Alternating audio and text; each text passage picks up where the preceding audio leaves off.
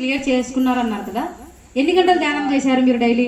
రోజు ఎన్ని గంటలు ధ్యానం చేశారు? 2 గంటలు చేస్తాను. ఏ టైంలో కూర్చున్నారు ధ్యానంలో? 7 నుంచి 9 వరకు. 8 నుంచి 9 వరకు. ఓకే, ఇప్పుడు నీకు అంతా క్లియర్ అయిపోయిందా? అంతా బాగుంది. ఏమంటే అయాస ఎక్కువ అవుతుంది. ఏమంటే ఎక్కువ నడిచాక అయాస వస్తుంది.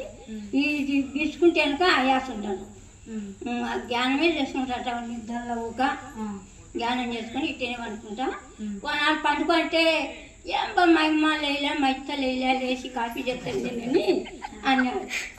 ఏం పని వచ్చి ఏం మంగమనుకున్నా పోయి మమ్మల్ని లేవుదా అని లేచినా. వాళ్ళు కాఫీ తీసుకొచ్చి ఇచ్చింది తాగినా. దగ్గర మొఖం కట్టుకొని నువ్వు బడి అయినా. ఓకేనా? ఓకే, సూపర్, బాగా జరిగింది. మీకు ఏమైనా అనుభవాలు ఉన్నాయా? అంటే ధ్యానంలో కూర్చున్నప్పుడు మీకు ఎవరైనా మాస్టర్లు కనిపించడం కానీ, ఇప్పుడు అనారోగ్య సమస్యలు పైన కూర్చుంటే అప్పుడు తొలిగా కూర్చుంటే పైన జుట్టు పైకి ఎక్కుతుంది. పైన గుంజుతున్నాడు. నా డబ్బున కొట్టినారా వాళ్ళు మెలకోలేక ఇటు జ్ఞానం చేసుకుంటే ఇటు నిన్నా అటెండ్ కింద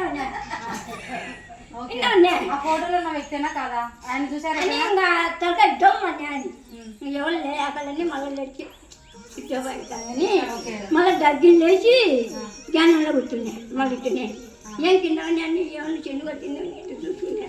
చెండు కట్టానే బాగుంది తలకాయ. అంతే చాలు. నీకు ఆ పర్సన్ గుర్తున్నారా? నీకు ఆ రోజు కొట్టిన వ్యక్తి కానీ ఇలా చేసిన వ్యక్తి కానీ గుర్తున్నారా? అయిపోయింది.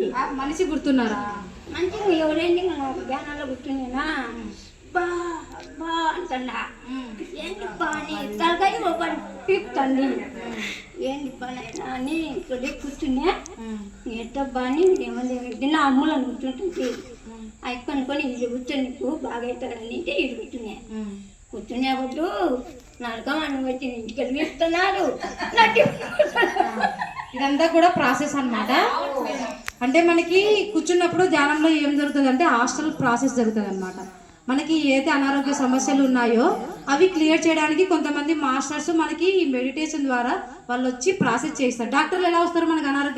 మనకి ఆపరేషన్ చేయాలంటే డాక్టర్లు వచ్చి ఇంజెక్షన్లు ఆపరేషన్లు చేస్తారు కదా, అలాగా మెడిటేషన్లో కూడా కొంతమంది మాస్టర్లు వచ్చి ఆ హీలింగ్ చేస్తారనమాట. అర్థమవుతుందా? ఇది నవ్వాల్సిన అవసరం లేదు. ఈమెకి ఒకసారి గట్టిగా క్లాప్స్ కొడదాం.